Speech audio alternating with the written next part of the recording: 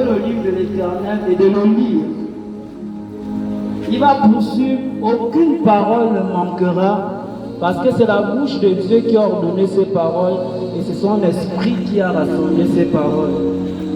Aujourd'hui, je vais vous parler de quelque chose que beaucoup semblent ne pas prendre en compte, mais qui sera la finalité de toute chose. C'est la porte fermée.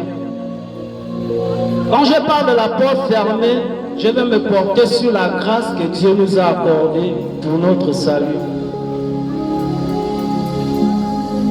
Un disciple de Jésus va s'approcher de lui en lui posant la question: Maître, n'y a-t-il que peu de personnes qui seront sauvées? Jésus lui a répondu clairement. Il va lui dire: efforcez-vous d'entrer par la porte étroite. Voici la parole que Jésus va lui donner. Certains n'ont pu l'attendaient autre chose de la part de Jésus. Mais Jésus va lui dire: efforcez-vous de rentrer par la porte étroite, parce qu'il viendra un temps où beaucoup de gens voudront entrer dans cette porte, mais ne le pourront plus.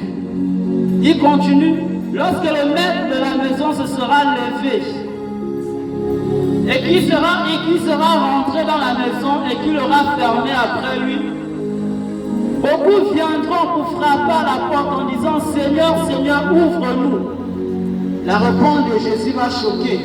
Il va dire: je ne sais d'où vous êtes. C'est le Seigneur Jésus-Christ qui va répondre à ces personnes. Il va être clair avec eux. Il va dire: je ne sais d'où vous êtes. Et beaucoup vont dire: nous avons mangé avec toi. Nous avons bu avec toi. Tu as même enseigné dans nos rues. Il va continuer: retirez-vous de moi, vous qui commettez l'iniquité. Beaucoup de personnes vont dans les églises et pensent qu'en allant dans l'église, ils ont l'approbation de la vie éternelle. Voici des personnes qui ont cru la même chose.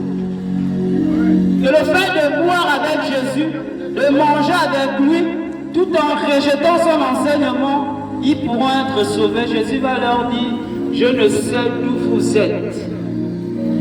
Et au dernier jour, beaucoup seront surpris. Au dernier jour, beaucoup seront surpris. Lorsque le Seigneur de gloire reviendra, beaucoup seront surpris. Aujourd'hui, c'est dimanche. J'ai un peu marché dans les rues de Vitam. J'ai vu comment beaucoup allaient dans des églises.